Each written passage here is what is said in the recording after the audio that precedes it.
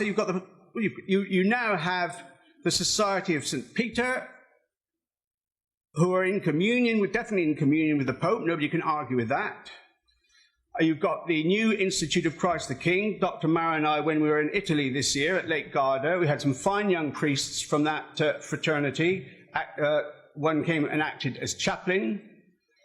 We've got indult masses, some of them wonderful congregations. I'm going to give a talk in Washington at the church there, St. Mary's. They've got a wonderful congregation, I think about 400, with a lot of very young people. But what I want to say about that is every one of these positive things that we can see is due to one man only, and that's Archbishop Lefebvre.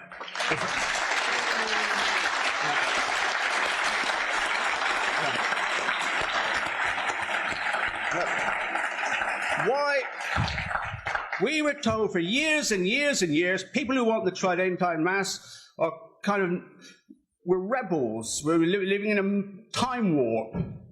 Then all of a sudden, when Archbishop Lefebvre consecrated those bishops, they became legitimate aspirations. And the Pope said all the bishops must respond to our legitimate aspirations and let us have the Tridentine Mass. Why was that done?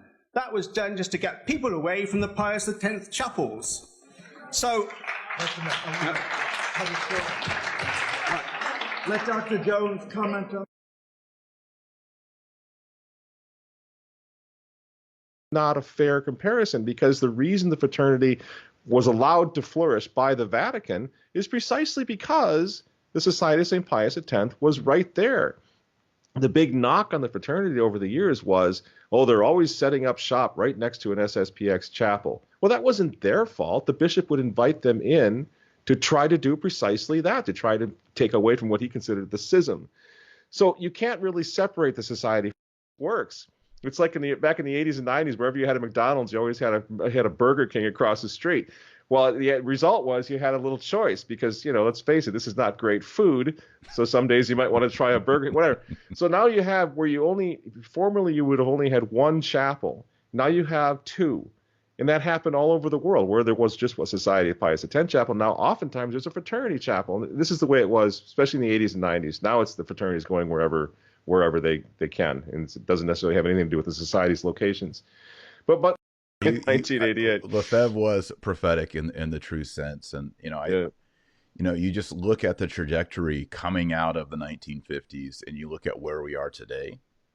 And, with the fraternity, they wouldn't be here if it weren't for 1988. And then the diocesanes, they received Summorum Pontificum.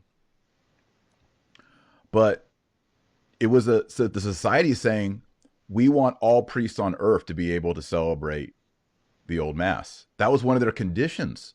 Absolutely. So, if you're a diocesan priest who celebrates the Latin Mass, you need to realize the people who lobbied and campaigned for that explicit right for you right now was the society, and even with the fraternity, all the origin and all these things were being fought in a careful way, I think in a prayerful way by Archbishop Marcel Lefebvre. So confession and marriage and all. So what Lefebvre did is not objectively speaking, it absolutely changed history because the church is hierarchical. So I always say, whether you like Lefebvre, you think he was right or wrong, you simply cannot underestimate the impact that the man had.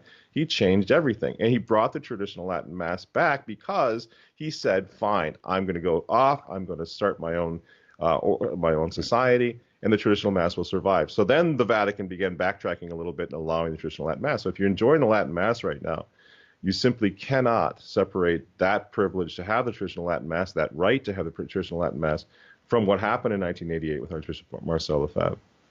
Yeah.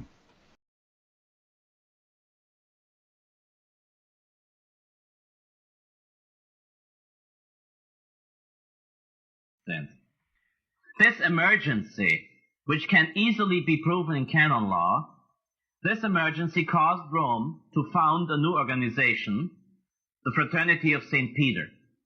Some of the priests, most of them, by the way, not in disagreement with the consecrations, the episcopal consecrations, that's another one of those tiny little dishonesties, or deviations from truth.